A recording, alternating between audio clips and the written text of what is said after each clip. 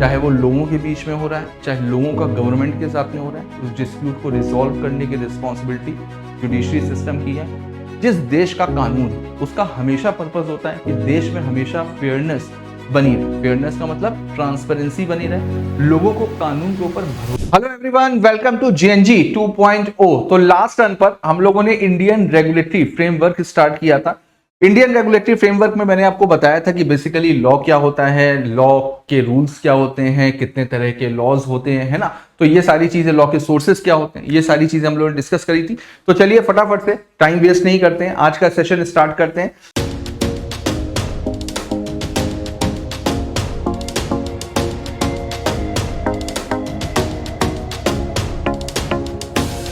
तो उसके बाद में आता है कि बेसिकली इन्फोर्सिंग द लॉ। अब लॉ तो बन गया, लॉ के सोर्सेस भी पता चल गए, लॉ होता क्या है ये भी पता चल गया। अब उसके बाद में लॉ एप्लीकेबल कैसे होगा, लॉ इन्फोर्स कैसे होगा। तो सबसे पहले तो इन्फोर्स का मतलब समझते हैं। इन्फोर्स का मतलब होता है लागू होना, यानी कि अब कानून बन करके तैयार हो चुका है और लागू हो चुका है, यानी कि अब पब्लिक को उसको फॉलो करना होगा, या जिस पर्टिकुलर सेक्टर के लिए, जिस पर्टिकुलर सेक्शन ऑफ पीपल के लिए वो कानून बना है, तो अब वो कानून उनके ऊपर अप्लाई होगा और उनको फॉलो करना पड़ेगा। तो लॉ को इन्फोर्स कैसे किया जाता है, कौन कौन सी अथॉरिटीज होती हैं जो लॉ को इन्फोर्स करती हैं, तो उसको हम लोग यहां पर देखते हैं। तो देखिए सबसे पहले तो देखिए गवर्नमेंट का काम होता है, गवर्नमेंट का काम होता है लॉ को इन्फोर्स कराना, है ना। और गवर्नमेंट में मेन कौन होता है, वैसे तो मेन प्रेसिडेंट ऑफ इंडिया होते हैं, लेकिन अगर गवर्नमेंट का हेड देखा जाए तो प्राइम मिनिस्टर होते हैं। प्राइम मिनिस्टर क्या करते हैं कि अपनी पावर्स को दूसरे लोगों को डेलीगेट करते हैं, जिनको डेलीगेट करते हैं उनको बोला जाता है मिनिस्टर। अब जैसे गवर्नमेंट प्राइम मिनिस्टर ने अपनी पावर डेलीगेट करी होम मिनिस्टर। वैसे तो पूरे के पूरे देश की सुरक्षा या देश की पूरी रिस्पॉन्सिबिलिटी किसकी है, प्रधानमंत्री की है, प्राइम मिनिस्टर की है। उन्होंने क्या किया, अपनी पावर को डेलीगेट किया, क्योंकि एक अकेला आदमी सब कुछ नहीं कर सकता ना, तो इस वजह से उनको अपनी पावर्स को डेलीगेट करना पड़ता है, और जिनको डेलीगेट करते हैं उनको बोला जाता है मिनिस्टर्स, है ना। तो देखते हैं, the government of India exercises it's executive authority. Last time पे मैंने आपको बताया था कि इंडिया का जो बेसिकली पॉलिटिकल सिस्टम है ना, उसको 3 पार्ट में मैंने आपको डिवाइड किया था। सबसे पहले कौन हो गया, सबसे पहले लेजिस्लेटिव हो गया। लेजिस्लेटिव का मतलब law making authority, parliament and state legislature. उसके बाद में एग्जीक्यूटिव, एग्जीक्यूटिव का मतलब prime minister and cabinet minister मैंने बताया था। तीसरा था judiciary.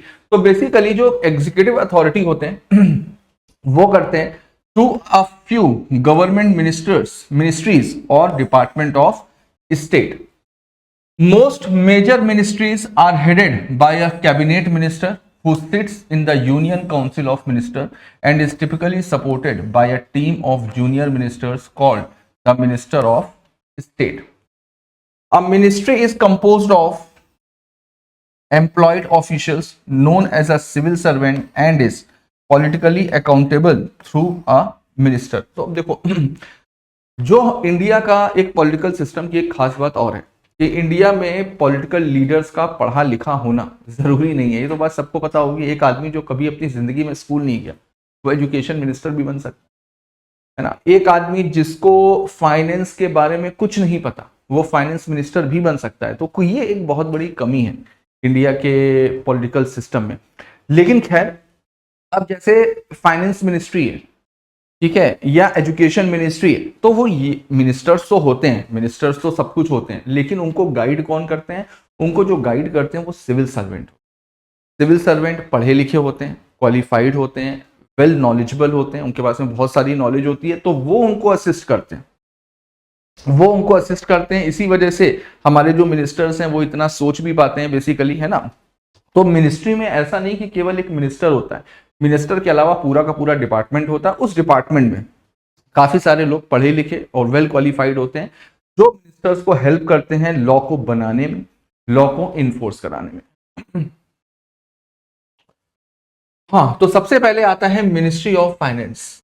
Ministry of finance, ministry of finance अगर देखा जाए तो इंडिया की जो इकोनॉमी है, इंडिया का जो फाइनेंशियल सिस्टम है, बेसिकली वो इसी के ही ऊपर बेस्ड है। इंडिया की सबसे इंपॉर्टेंट जो मिनिस्ट्री है वो है मिनिस्ट्री ऑफ फाइनेंस। तो देखते हैं, concern with the economy of India, serving as the treasury of India, concern itself with taxation, financial legislation, financial institutions, capital market, centre and state finances and the union budget. तो basically जो ministry of finance है वो basically taxation को देखती है, financial legislation को देखती है कि अगर जितने भी फाइनेंशियल लॉज हैं उनको बनाना, जो भी फाइनेंशियल इंस्टीट्यूशंस हैं उनको देखती है।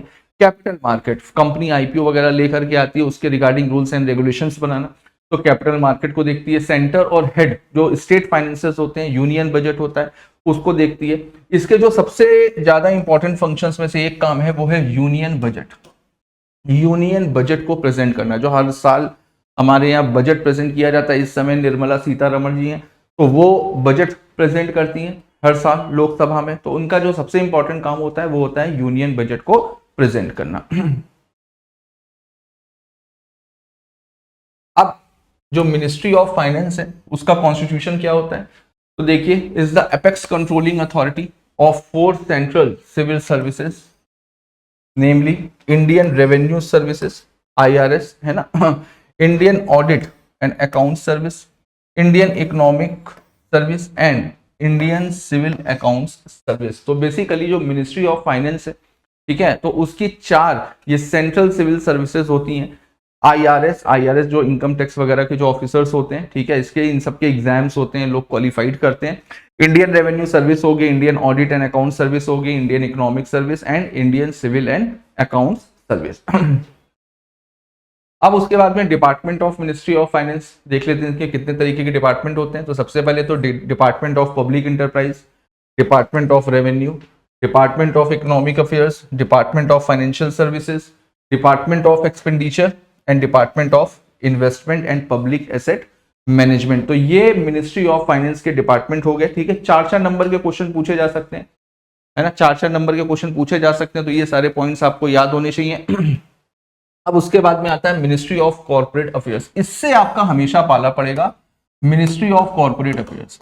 जितने भी प्रोफेशनल्स हैं, ठीक है, सीए, सीएस, सीएमए, ठीक है, उनका पाला एमसीए से ही पड़ता है। आपको जितने भी काम कंपनी को इनकॉर्पोरेट कराना है, कंपनी के रिटर्न्स फाइल करने हैं, हर एक चीज कहां पर होगी, मिनिस्ट्री ऑफ कॉर्पोरेट अफेयर्स की साइट में। सारी की सारी चीजें जितने भी कॉर्पोरेट से रिलेटेड काम होते हैं, तो इनका बेसिकली मेन काम होता है जो कंपनीज एक्ट 2013 है, एलएलपी है और इंसॉल्वेंसी एंड बैंक्रप्सी कोड है, तो उसको एडमिनिस्टर करना। तो देखो, तो ministry of corporate affairs is an Indian government ministry primary concern with administration of the Companies Act 2013 and the Limited Liability Partnership Act 2008 and the Insolvency and Bankruptcy Code 2016, responsible mainly for the regulation of Indian enterprises in the industrial and service sector। तो basically ये जो ministry है MCA, इसको चलाता कौन है, civil servants of आईसीएलएस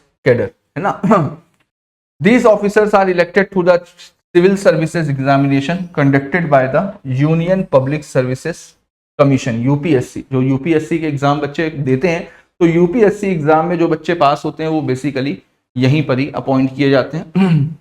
जो इसकी हाईएस्ट पोस्ट होती है, director general of corporate affairs, DGCOA जिसको शॉर्ट फॉर्म में बोलते हैं, is fixed at apex scale of the ICLS. तो ये अपेक्स, ये सबसे बड़ी बॉडी होता है, वो होता है director general of corporate affairs. उसके बाद में आता है मिनिस्ट्री ऑफ होम अफेयर्स, गृह मंत्रालय, जैसे आज की तारीख में श्री अमित शाह जी हैं, ठीक है, होम मिनिस्टर। तो इनका काम होता है कि देश के अंदर लॉ एंड ऑर्डर को मेंटेन करके चलना। तो देखो, is the ministry of government of India as an interior ministry of India, it is mainly responsible for the maintenance of internal security and domestic policy. जो इंडिया के अंदर की policies हैं, इंडिया के अंदर सुरक्षा, जो प्रोटेक्शन प्रोवाइड करते हैं किसी भी टेररिस्ट वगैरह से, है ना, पब्लिक के बीच में लॉ एंड ऑर्डर को मेंटेन करना, ये सारी की सारी रिस्पॉन्सिबिलिटीज गृह मंत्रालय की होती है, होम मिनिस्ट्री की होती है। The home ministry is the headed by union minister of home affairs.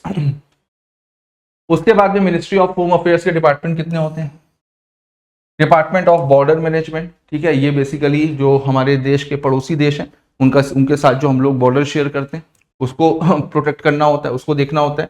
Department of Jammu Kashmir and Ladakh affairs, department of internal security, department of official language, department of home, department of states. ये सारे इसके department हो गए। अब उसके बाद में आता है ministry of law and justice.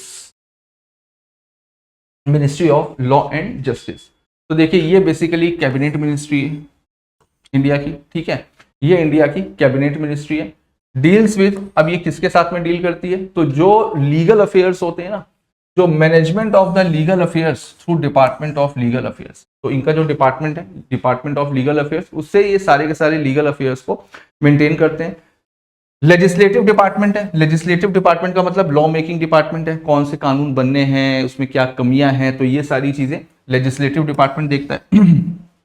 उसके बाद में administration of justice in India through department of justice, इनका एक डिपार्टमेंट होता है डिपार्टमेंट ऑफ जस्टिस, वो ये देखता है कि भाई इंडिया में जस्टिस की क्या पोजीशन है, जस्टिस को एडमिनिस्टर करना ये इनका काम है। The department of legal affairs concern with advising the various ministers of the central government, इनका बेसिकली मेन काम लॉ से रिलेटेड होता है। तो जो जितनी भी मिनिस्ट्रीज हैं उनसे रिलेटेड अगर कोई भी कानून है तो उसको लेकर के सजेशन देना, उसको लेकर के एडवाइस देना, ये इनका मेन काम होता है। While the legislative department is concerned with the drafting of principal legislation of the central government.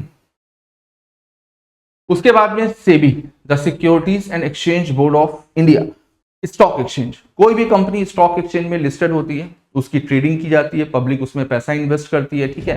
तो अगर कोई भी कंपनी स्टॉक एक्सचेंज में लिस्टेड है तो उसको दो एक्ट फॉलो करने पड़ते हैं मेन, एक तो कंपनीज एक्ट और दूसरा सेबी की गाइडलाइन। सेबी जितने भी लोग, जितने भी कैपिटल मार्केट से लोग जुड़े हुए हैं, म्यूचुअल फंड हो गए, आपके पोर्टफोलियो मैनेजर हो गए, मर्चेंट बैंकर्स हो गए, ठीक है, और आपके जो जितनी भी लिस्टेड कंपनीज हो गई, स्टॉक ब्रोकर्स हो गए, डिपॉजिटरीज हो गए, ये सारे के सारे लोग सेबी की गाइडलाइंस को फॉलो करते हैं। तो बेसिकली ये रेगुलेटरी बॉडी है। इसको बनाने के लिए एक एक्ट पास हुआ, securities and exchange board of India act 1992, है ना। तो ये बेसिकली रेगुलेटरी बॉडी है for securities and commodity market in India. तो ये सिक्योरिटीज मार्केट और कमोडिटी मार्केट्स में डील करती है। ये बेसिकली मिनिस्ट्री ऑफ फाइनेंस के अंडर पूरी तरीके से काम करती है, जो गवर्नमेंट ऑफ इंडिया का डिपार्टमेंट है, मिनिस्ट्री ऑफ फाइनेंस उसके अंडर काम करती है। वैसे तो ये 12 अप्रैल 1988 को, 12 अप्रैल 1998 को एग्जीक्यूटिव बॉडी के तौर पे बनाई गई थी, लेकिन बाद में इसको एक स्टैट्यूटरी पावर दे दी गई, एक्ट पास किया गया SEBI act 1992 and was given statutory powers on 30th January 1992 through the SEBI Act 1990। उसके बाद में आता है RBI, reserve bank of India. Reserve bank of India basically India का जो भी, इंडिया में जितनी भी मॉनेटरी पॉलिसीज है, इंडिया में जो भी करेंसी से रिलेटेड मैटर्स हैं, हर एक चीज को गवर्न करता है, हर एक चीज को रेगुलेट करता है आरबीआई। जो भी मॉनेटरी पॉलिसीज बनती हैं वो आरबीआई के थ्रू बनती हैं। देखिए आरबीआई बेसिकली इंडिया का सेंट्रल बैंक है और रेगुलेटरी बॉडी है, ये रिस्पॉन्सिबल है इंडियन बैंकिंग सिस्टम को रेगुलेट करने में, है ना। It is under the ownership of ministry of finance, इसकी भी ओनरशिप मिनिस्ट्री ऑफ फाइनेंस के पास में, जो कि गवर्नमेंट ऑफ इंडिया की है। जितने भी आप चाहे बैंक खोलो, चाहे आप एनबीएफसी खोलो, आपको यहाँ पर रजिस्ट्रेशन करवाना जरूरी है। जैसे कोई भी कैपिटल मार्केट से रिलेटेड है ना, तो उसको अपना रजिस्ट्रेशन सेबी के यहाँ करवाना पड़ता है। वैसे ही अगर कोई भी बैंक या कोई भी एनबीएफसी है, उसको आरबीआई में रजिस्ट्रेशन अपना करवाना पड़ता है, आरबीआई से परमिशन लेनी पड़ती है। It is responsible for the control, issue and maintaining supply of the Indian rupee. It also manages the country's main payment system and works to promote its economic development. India का जो payment system है, जैसे आज आप UPI वगैरह करते हो, Paytm करते हो, गूगल पे करते हो, तो ऐसे ही नहीं कि अपने मन से शुरू कर दिया गया ना, with the approval of RBI. RBI से पहले अप्रूवल लिया गया, उसके बाद में इसको लाया गया भारतीय रिजर्व बैंक नोट मुद्रण, BRBNM। ये स्पेशलाइज्ड डिवीजन है आरबीआई का, जो बेसिकली नोट को प्रिंट करना, सिक्कों को बनाना, जो इंडियन करेंसी है ना। दो तरीके की करेंसी होती है, एक नोट और एक कॉइन। जो प्रिंटिंग प्रेस है वो लोकेटेड है नासिक में और देवास सेंट्रल इंडिया में। RBI establishes the National Payment Corporation of India as one of the specialized division to regulate the payment and settlement system in India। तो बेसिकली जो आरबीआई है, आरबीआई ने national payment corporation of India को establish किया। इनका main काम है payment और सेटलमेंट सिस्टम को इंडिया में रेगुलेट करना। देखिए इससे डायरेक्ट क्वेश्चन पूछे जाएंगे, केस लॉ नहीं आएंगे, ये सारे पॉइंट्स आपको याद रखने पड़ेंगे, ठीक है। 4 नंबर का अगर क्वेश्चन आता है, 5 नंबर का क्वेश्चन आता है तो उसमें आप पॉइंट वाइज लिख सकते हैं। उसके अलावा जो deposit insurance and credit guarantee corporation है, इसको भी आरबीआई ने एस्टेब्लिश किया। ठीक है, इसका मेन पर्पस क्या है? मेन पर्पस ये है insurance of deposit and guaranteeing of credit facility to all Indian bank. जो इसमें क्रेडिट फैसिलिटी दी जाती है, जो बैंक वगैरह उधार देते हैं, उसमें जो गारंटी लगती है, गवर्नमेंट की गारंटी लगती है, गवर्नमेंट की जितनी भी स्कीम्स वगैरह आती हैं, है ना, किसानों के लिए या आपके जो भी फार्मर्स हैं उनके लिए आती है, जो स्ट्रीट फूड वाले वेंडर हैं उनके लिए आती है। कई बार ऐसा होता है कि गवर्नमेंट बिजनेस को प्रमोट करने के लिए गारंटी लेती है। ठीक है, तो गारंटी लेने के बाद में बैंक क्या करती है? छोटे छोटे वेंडर्स को, छोटे छोटे बिजनेसमैन को लोन प्रोवाइड करती है। तो बेसिकली इन्होंने एक अलग से कॉर्पोरेशन एस्टेब्लिश करी जिसका नाम था deposit insurance and credit guarantee corporation.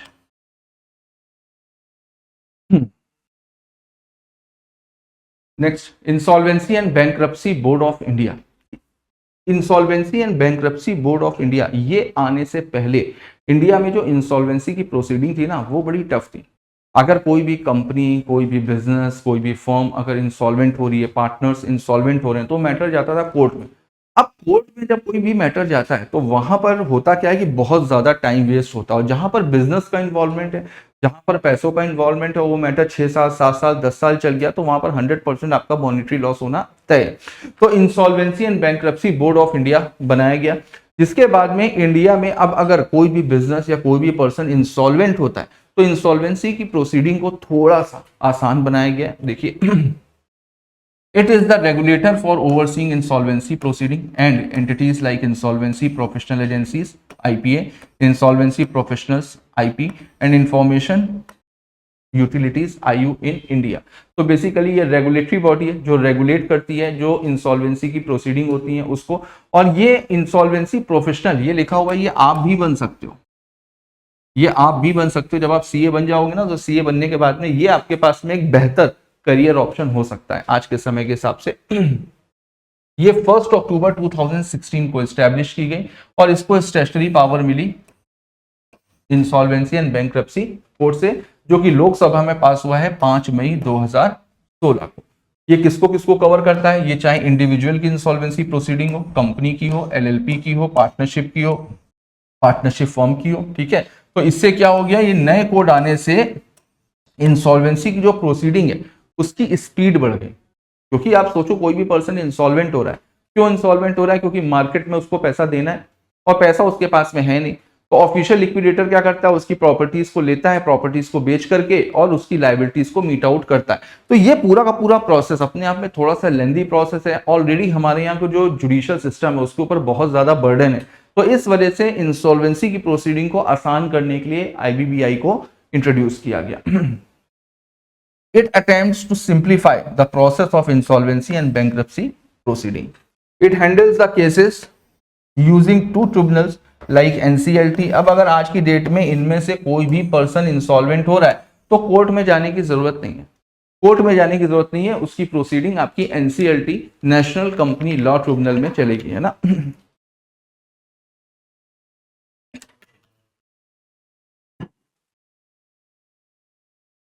अब उसके बाद में जुडिशरी सिस्टम पे आते हैं।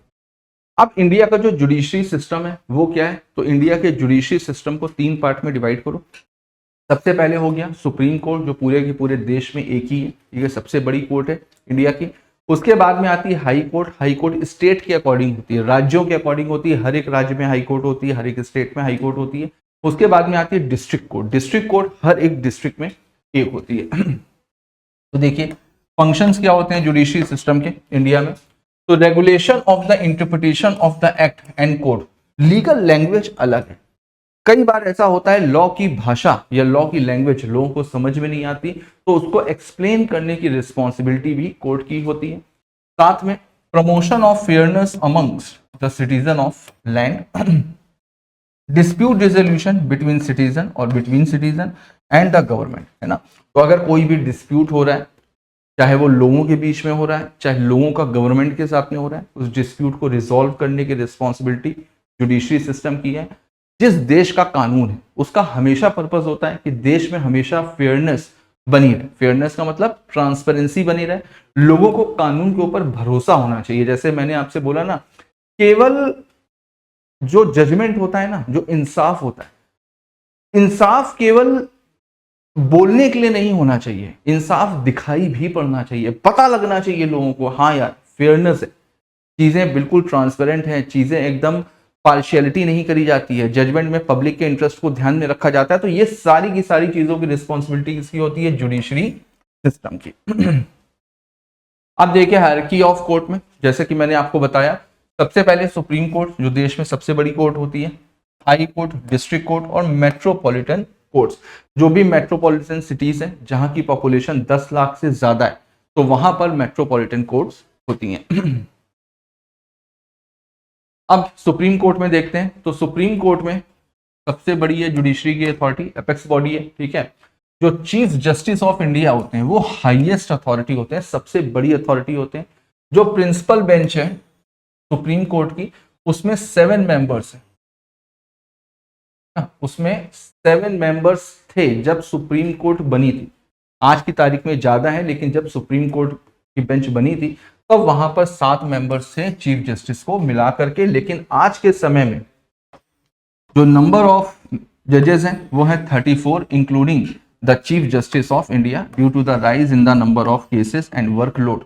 जैसा कि मैंने बताया जुडिशरी सिस्टम के ऊपर बहुत ज्यादा वर्कलोड है, तो उसको अब धीमे धीमे बढ़ा करके 34 किया गया, लेकिन हाल ही में ही अभी प्रपोज हैं 2 और, यानी कि अब 36 हो जाएंगे, 34 की जगह 36 हो जाएंगे।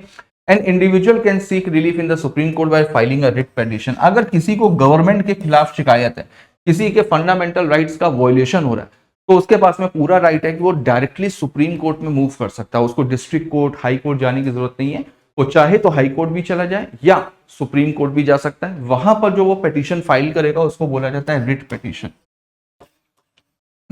आगे देखते हैं हाई कोर्ट। हाई कोर्ट जैसे कि मैंने बताया हर एक राज्य में होती है, हर एक स्टेट में होती है, ठीक है।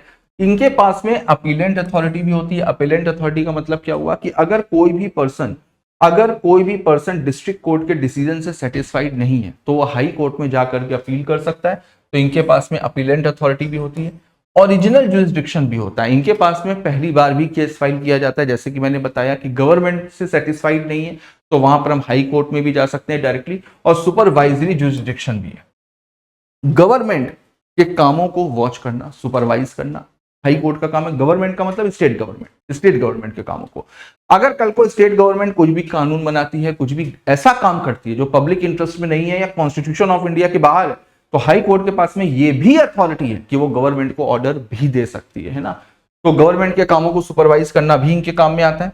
Highest court of appeal in each state and union territory. जो यूनियन टेरिटरी हो या जो स्टेट्स हैं उसमें सबसे बड़ी कोर्ट यही होती है। अगर फंडामेंटल राइट्स का वायलेशन हो रहा है किसी का, जैसे कि मैंने आपको बताया, तो वो हाई कोर्ट में रिट पिटीशन फाइल कर सकता है।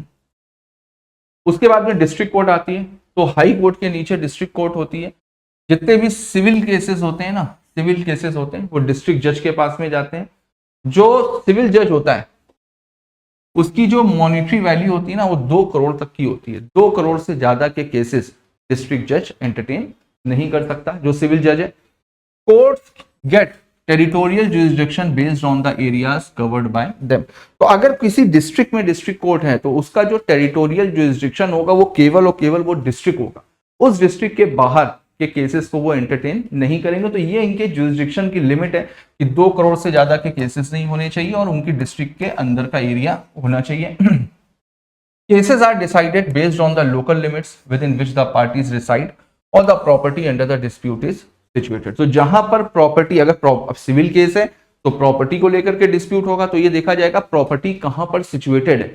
जहां पर प्रॉपर्टी होगी वहां की जो सिविल कोर्ट होगी उसी के पास ही वो केस जाएगा, या देखा जाएगा कि पार्टीज कहां पर रहती हैं तो वहां की जो डिस्ट्रिक्ट कोर्ट होगी वहां पर वो केस जाएगा। उसके बाद में मेट्रोपॉलिटन कोर्ट्स। तो जैसा कि मैंने आपको बताया कि जहां की पॉपुलेशन 10 लाख से ज्यादा है ना, 10 लाख या 10 लाख से ज्यादा है, तो वहां पर बेसिकली मेट्रोपॉलिटन कोर्ट्स होती हैं। तो established in metropolitan cities in consultation with the high court where the population is 10 lakh और मोर। तो हाई कोर्ट से कंसल्ट करके मेट्रोपॉलिटन सिटीज में स्टैब्लिश करी जा सकती हैं। Chief metropolitan magistrate has power as chief judicial magistrate. जो चीफ मेट्रोपॉलिटन मजिस्ट्रेट होता है उसके बाद में सेम वही पावर होती है जो एक चीफ जुडिशियल मजिस्ट्रेट के पास में होती है। Metropolitan magistrate has power as the court of magistrate of the first class. और जो मेट्रोपॉलिटन मजिस्ट्रेट होते हैं उनके पास में सेम वही पावर होती है जो मजिस्ट्रेट ऑफ फर्स्ट क्लास में ना। तो ये था आपका मेट्रोपॉलिटन कोर्ट। इंडिया जो आपका सीए फाउंडेशन में ये जो जुडिशियल सिस्टम है ना, ये भी इंपॉर्टेंट है और पिछले 2-3 अटेम्प्ट से नहीं पूछा गया है, तो इस बार आने के चांसेस हैं। तो याद रखना, सुप्रीम कोर्ट के भी पॉइंट्स याद कर लेना, हाई कोर्ट के भी, डिस्ट्रिक्ट कोर्ट के भी और साथ में मेट्रोपॉलिटन कोर्ट के भी। तो यहां पर आपका इंडियन रेगुलेटरी फ्रेमवर्क कंप्लीट होता है। छोटा सा चैप्टर था, मेन थ्योरी वाला चैप्टर है, ठीक है। इसमें आपको याद करना पड़ेगा अच्छे से सारे पॉइंट्स। चाहो तो एक फटाफट से नोट्स बना करके पॉइंट वाइज हेडिंग डाल करके इसको याद कर लो। नेक्स्ट टर्न पर हम लोग स्टार्ट करेंगे आपका मेन और सबसे बड़ा एक्ट, इंडियन कॉन्ट्रैक्ट एक्ट। और देखो मैं यहां पर एक चीज पहले बता दे रहा हूं, जीएनजी मेन हमारा पर्पस क्या है या जीएनजी का पर्पस क्या है, आप लोगों को रिवीजन करवाना। हम ये मान करके चल रहे हैं कि आप एक बार मॉड्यूल से पढ़ चुके हो, है ना। हम ये मान करके चल रहे हैं कि आप एक बार मॉड्यूल से पढ़ चुके हो। फटाफट से एक समराइज तरीके से, एक समराइज वे में, समराइज नोट से आपको सारी चीजें रिकॉल करवाना और सारी चीजें याद कराना और बीच बीच में आपको टिप्स देना कि क्या चीजें आपके लिए जरूरी है ना। इसी वजह से जीएनजी को लाया गया। तो एक बार फटाफट से नेक्स्ट टर्न पे आप मॉड्यूल लेकर के बैठिएगा। मैं आपको जो भी नोट्स हैं उसकी पीपीटी मैं आपको भिजवा दूंगा, पीपीटी आपको मिल जाएगी वीडियो के नीचे। तो नेक्स्ट टर्न पे हम लोग इंडियन कॉन्ट्रैक्ट एक्ट स्टार्ट करेंगे। मैं आपको समझाता रहूंगा, आप उसको मॉड्यूल से रिवाइज करते रहना, ठीक है। तो ये डिस्क्लेमर देना जरूरी था कि अगर कोई भी बच्चा फर्स्ट टाइम जीएनजी, जैसे पिछली बार जीएनजी था उसमें भी हम लोगों ने रिवीजन करवाया, तो ये चीज एक आपको बताना जरूरी है ना, कि अगर कोई बच्चा पहली बार देख रहा है तो बेटा एक बार मॉड्यूल से रिवीजन जरूर करना। ये मैं खुद कहूंगा, लेकिन 30-35 दिन में जीएनजी को कंप्लीट करना होता है, उसमें पूरा का पूरा मॉड्यूल कवर अप करवाना वो पॉसिबल नहीं है, ठीक है। तो हालांकि मैंने मॉड्यूल से बहुत सारे एक्ट पढ़ाए हैं, पार्टनरशिप एक्ट भी पढ़ाया हुआ है, कंपनीज एक्ट भी पढ़ाया हुआ है, तो उसके वीडियोस आपको मिल जाएंगे, ठीक है। उसमें आप प्लेलिस्ट में आप देख लेना, आपको 100% मिल जाएंगे। तो जिन बच्चों को मॉड्यूल से पढ़ना हो वो उन वीडियोस को रेफर कर सकते हो, जिनको फटाफट से केवल और केवल रिकॉल करना है, रिवीजन करना है, तो वो यहाँ पर हम लोगों के साथ में सकते हैं। तो चलिए ठीक है, मिलते हैं नेक्स्ट क्लास में इंडियन कॉन्ट्रैक्ट एक्ट के साथ में। All the best, goodbye, thank you.